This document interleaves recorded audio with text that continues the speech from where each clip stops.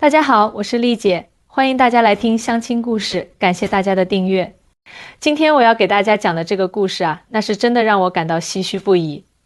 这个世界上人与人之间的缘分就像是一张纸，看似坚固，却经不起一场风雨的洗礼。有些人表面上金玉良缘，却在一夜之间分道扬镳。这不，最近我就遇到了这么一个案例，让我不禁感叹，有时候酒后吐真言可真是要命啊。我们的女主角小芳是个地道的四川姑娘，今年25岁，长得甜美可人，笑起来有2个小酒窝，让人看了就忍不住想多看2眼。但是呢，小芳的家庭背景可以说是相当不幸。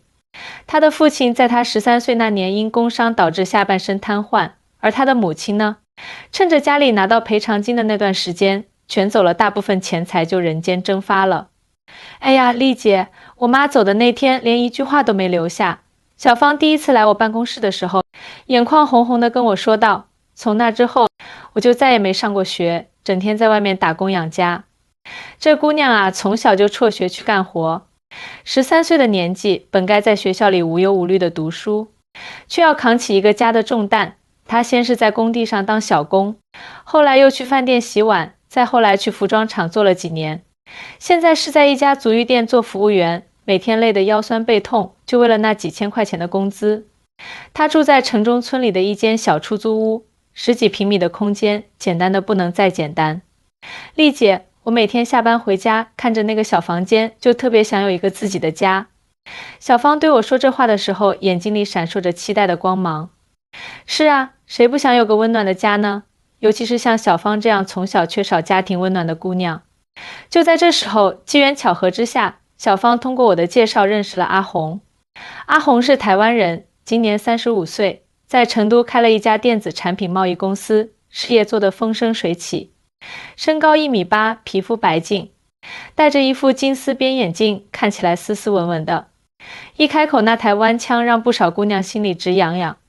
阿红来大陆已经5年了，公司规模虽然不大，但年收入也有个700-800万。在成都买了套120平的房子，还有一辆奔驰轿车，可以说是事业有成了。他之前谈过2段恋爱，但都因为性格不合分手了。这次他主动找到我，说想找个善良踏实的四川姑娘成家。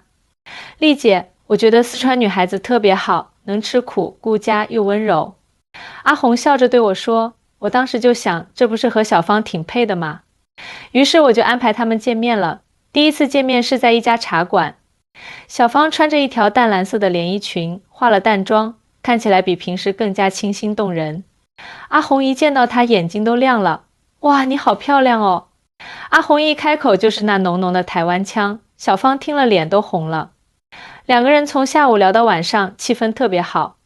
阿红说她喜欢小芳的纯真和善良，小芳则被阿红的绅士风度和事业心所吸引。1个礼拜之后，他们就确定了恋爱关系。恋爱期间，阿红对小芳特别好，知道她住的地方条件差，就让她搬到自己的房子里住。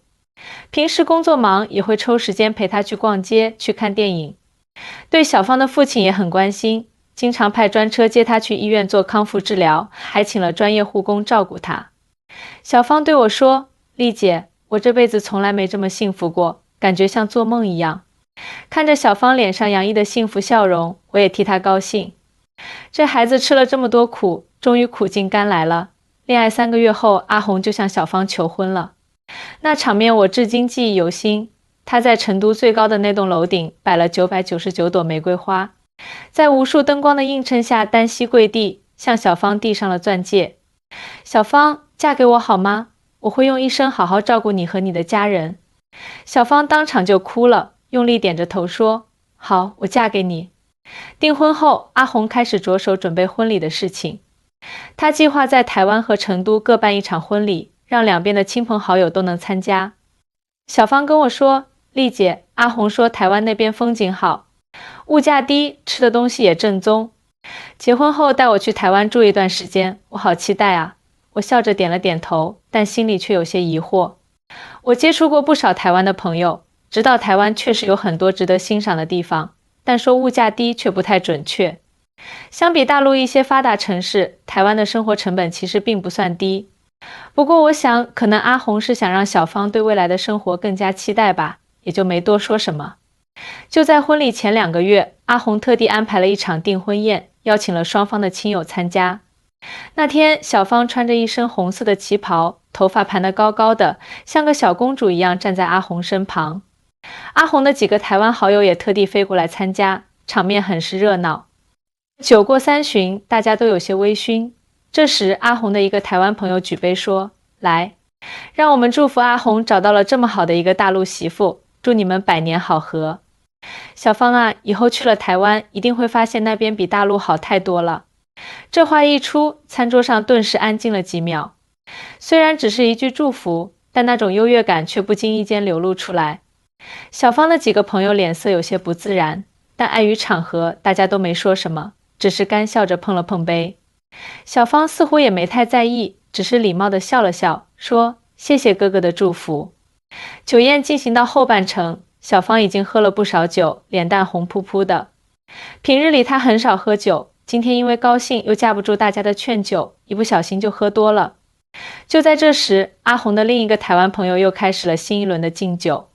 他举着酒杯说：“小芳啊，你真的很幸运能嫁给阿红。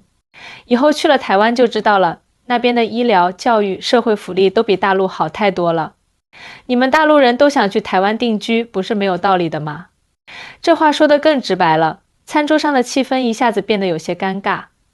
小芳的一个闺蜜忍不住小声嘀咕：“谁说的？我怎么没听说过大陆人都想去台湾定居？”或许是酒精的作用，又或许是长期以来的自卑心理被触发。小芳突然站了起来，摇摇晃晃地举起酒杯，对着那位台湾朋友说：“你凭什么觉得台湾好啊？我们大陆这几年发展的多快，你知道吗？高铁、支付宝、微信支付、电商，哪样不比台湾领先？”他的声音越来越大，引得周围其他桌的客人都转过头来看。你们台湾人老是看不起我们大陆人，觉得自己多么了不起。告诉你，我嫁给阿红不是因为他是台湾人，而是因为他对我好。别以为我是看上他的钱才嫁给他的。阿红见状，赶紧上前拉住小芳，低声说：“别这样，大家都是好心的，不是有意冒犯。”但小芳已经控制不住自己了，她甩开阿红的手，继续说道：“我从小吃了那么多苦，好不容易有个人对我好，你们就觉得我是贪图他的钱和台湾的生活？你们知道我经历过什么吗？”说着，她开始失声痛哭。阿红的脸色变得很难看，她强行把小芳拉到一边，说：“你冷静一点，大家都看着呢。”但小芳已经完全喝醉了，她推开阿红，大声说：“我告诉你们，我才不稀罕去你们台湾呢。现在大陆发展的这么好，台湾算什么？还不是靠大陆吃饭？没有大陆游客，你们台湾经济早就垮了。”这话一出，现场瞬间鸦雀无声。阿红的脸色铁青，她的那几个台湾朋友也都面面相觑，不知该如何反应。最后，阿红不得不让司机送小芳回家，自己则留下来向大家道歉。第二天，酒醒后的小芳对前一晚发生的事情只有模糊的印象。当阿红把她说过的话复述给她听时，她简直不敢相信自己会说出那样的话。阿红，我不是那个意思，我是喝多了，说了胡话。小芳慌忙解释道。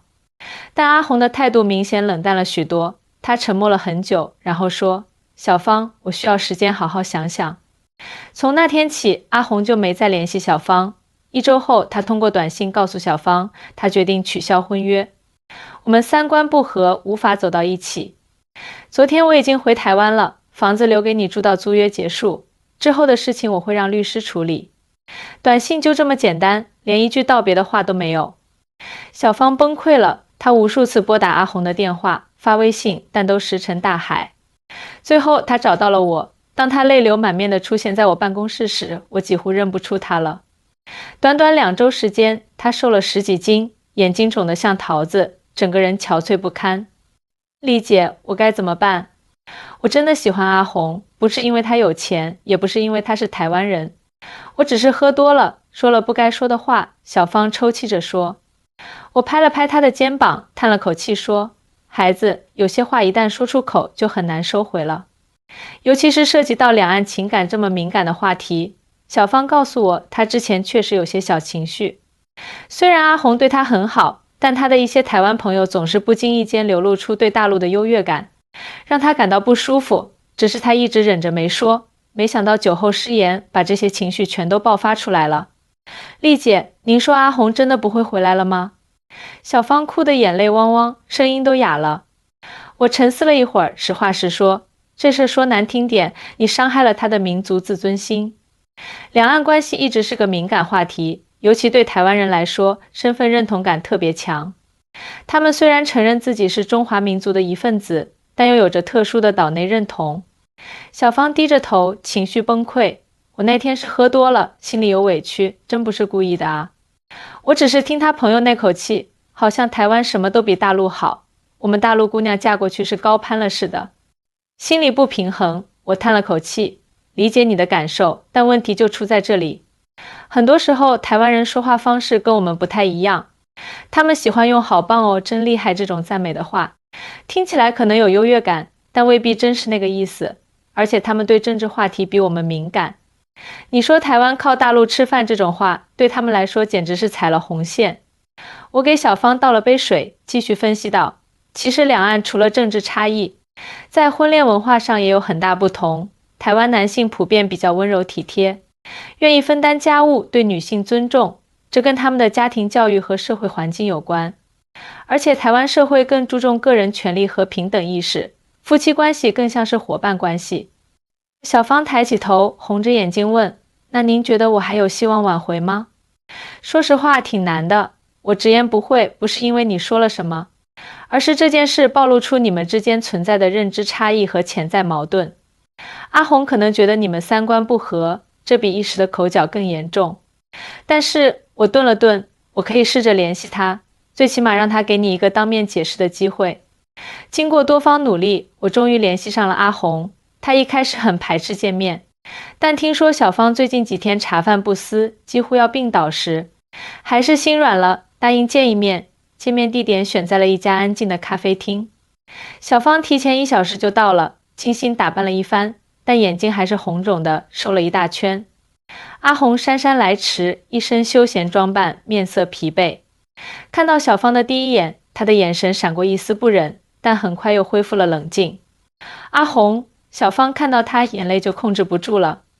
阿红坐下来，表情复杂。小芳，别哭了，事情已经这样了，哭也解决不了问题。小芳抽泣着说，对不起，我真的知道错了。那天是我喝多了，说了胡话，我不是真心那么想的。阿红喝了口咖啡，语气平静，不是一句对不起就能解决的问题。你那天说的话让我看到了我们之间的鸿沟，我一直以为你是喜欢我这个人，但那天我才明白，或许在你心里，我只是一个有钱的台湾人，能给你提供好生活，不是的。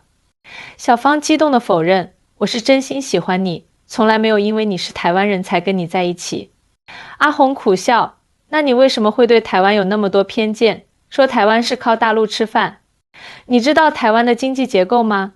你了解两岸关系的复杂性吗？小芳哑口无言。确实，他对台湾的了解仅限于阿红的只言片语和网络上看到的信息，很多都是片面的。见小芳不说话，阿红继续道，其实我们台湾和大陆虽然同文同种，但几十年的分隔让两边在价值观、生活方式上产生了很大差异。台湾经济不是你想象的那样依赖大陆，我们有自己的产业结构，半导体、精密制造在国际上都有竞争力。他顿了顿，语气变得柔和了些。我知道你从小生活不易，渴望有个安稳的家，但婚姻不只是为了物质生活，更重要的是两个人能不能真正理解对方，尊重对方。小芳低着头，泪如雨下。我真的很爱你，真的不是因为你有钱，我只是那天听你朋友的话不舒服，一时冲动。阿红叹了口气，我相信你不是有意的，但这件事让我意识到我们之间的隔阂比我想象的要深。不只是你，我也有责任。或许我一直没有真正了解你的想法和感受。就在气氛僵持不下时，我作为红娘适时地插入了谈话。两位，我觉得这件事反映的是两岸文化差异带来的误解。小芳从小生活不易，对生活安定的渴望更强烈，而阿红从小在台湾长大，更看重精神层面的契合，但这些差异不一定是不可调和的。阿红若有所思，丽姐说的对，但问题是这种价值观的差异不是一朝一夕能改变的。我继续说，其实台湾社会和大陆一样多元复杂，不能一概而论。台湾确实在某些方面发展得早，社会福利、医疗保障、环保意识等方面做得好。但大陆近些年发展迅速，在科技创新、基础设施方面进步巨大。两岸各有所长，互相学习才是正确态度。小芳抬起头，眼中带着希望。阿红，我愿意去了解台湾，了解你的文化和生活方式。给我一次机会好吗？阿红沉默了许久，最后缓缓说道：小芳，我不否认我对你有感情，但婚姻是一辈子的事，不能草率决定。这样吧，我们先冷静一段时间，各自想清楚。如果你真的想了解台湾，我可以安排你去台湾住一段时间，亲身感受一下那边的生活。小芳破涕为笑，真的吗？我一定好好了解台湾。就这样，阿红虽然没有立即同意复合，但至少给了两人一线希望。2个月后，小芳在阿红的安排下，以探亲的名义去了台湾。这是她第一次出海岛，一切都充满了新鲜感。阿红没有立即与她见面，而是安排了自己的姐姐接待小芳。阿红的姐姐今年40岁，是台北一家医院的护士长，性格开朗热情，对小芳很友善。小芳啦，听阿红说了你们的事。其实我们台湾人不像你想的那样看不起大陆，只是表达方式不同而已。阿红姐姐笑着说：来，我带你好好逛逛台北，让你看看真实的台湾。接下来的日子里，小芳跟着阿红姐姐走访了台北的大街小巷，参观了故宫博物院、101大楼、渔人码头等景点，品尝了各种台湾小吃。她惊讶地发现，台湾的物价确实不低，普通人的生活并不如想象中富裕。一碗牛肉面要价新台币180元左右，折合人民币40多元，比成都的还贵。普通上班族的月薪在新台币3万左右，换算成人民币也就6、7千元，并不比大陆一线城市高。其实台湾年轻人也很辛苦啊，房价高，薪资增长慢，很多人30多岁还住在父母家呢。阿红姐姐感叹道，阿红能在大陆做出一番事业，是她自己努力的结果，不是因为她是台湾人。小芳慢慢理解了，台湾和大陆一样，都有各自的优势和问题。台湾的医疗保险确实很便利，生病看医生很方便，社会福利也做得不错，弱势群体有保障，环境保护意识强，街道干净整洁。但同时经济发展遇到瓶颈，年轻人就业压力大，住房问题也很突出。而大陆近年来发展迅速，高铁网络四通八达，移动支付普及，网购便捷，这些都是台湾所不及的。在台湾的1个月里，小芳不仅了解了当地的生活，也反思了自己。她意识到自己之前对台湾的认识太过片面，也明白了阿红为什么会那么生气。两岸之间的问题复杂敏感，不是简单几句话能概括的。临回大陆前，阿红终于出现了。他们在淡水老街散步，看着夕阳西下，海面金光闪闪。这1个月你觉得台湾怎么样？阿红问道。小芳认真地回答，台湾和我想象的不太一样，既有好的地方也有不足，就像大陆一样各有千秋。我现在明白了，不能简单地说哪里好哪里不好，重要的是适合自己的生活方式。阿红欣慰地笑了，你变了很多，更成熟了。小芳鼓起勇气问，那我们的事？阿红深吸一口气，小芳，这段时间我也想了很多，感情是2个人的事，需要相互理解和包容。我们都有责任，我应该更多了解你的处境和想法，而不是一味要求你接受我的世界。他握住小芳的手，如果你愿意，我们可以重新开始。但这次我们都要更努力地了解对方，尊重彼此的差异。小芳激动地点头，我愿意，我真的愿意。就这样，经历了一场风波后，小芳和阿红重新走到了一起。他们决定婚后两地生活，既在成都发展事业，也定期回台湾探亲，让2种文化在自己的生活中融合。婚礼如期举行，在成都和台北各办了一场，两地亲友见证了这对跨海情侣的爱情故事。那天晚上，在台北的婚宴上，小芳主动向阿红的朋友们敬酒，真诚地说，谢谢大家对我和阿红的祝福。两岸一家亲，希望我们的婚姻能成为两岸友好的小小见证。阿红的朋友们也都举杯回应，气氛其乐融融。讲到这里，我这个做红娘多年的丽姐不禁要说几句心里话了。两岸婚姻越来越多，但能真正走到最后的并不容易。除了地域文化差异，还有家庭观念、生活习惯等方面的不同。台湾男性普遍比较温柔细腻，愿意承担家务，尊重女性意见，而大陆女性大多勤劳能干，顾家孝顺。这些特质本是优势互补，但如果缺乏沟通理解，也容易产生摩擦。比如台湾人习惯直接表达，有什么说什么，而大陆人，特别是南方姑娘，更含蓄内敛，有些话藏在心里不说出来。台湾人喜欢用好棒哦，真厉害这样的夸张表达，听在大陆人耳朵里可能显得虚伪，而大陆人的直来直去，在台湾人看来又可能太过直接。再比如，台湾社会更强调个人权利和平等意识，夫妻关系更像伙伴，而大陆传统家庭中还保留着一些男主外女主内的观念，这些都需要双方用心调试。我想说的是，爱情没有地域界限，但跨地域的爱情需要更多的理解和包容。无论是台湾还是大陆，都有各自的优点和不足，重要的是找到适合自己的生活方式，尊重彼此的差异。小芳和阿红的故事告诉我们，真正的相爱不是盲目崇拜对方的一切，而是在了解后仍然选择接受。他们经历风波，最终走到一起，正是因为双方都愿意敞开心扉，相互理解。两岸一家亲，血浓于水。希望有更多像小芳和阿红这样的夫妻，能够搭起两岸情感的桥梁，用爱化解隔阂。好了，今天的故事就讲到这里。我是丽姐，我的相亲故事会继续给大家带来更多精彩内容。喜欢我的故事，记得点赞订阅哦，下期见。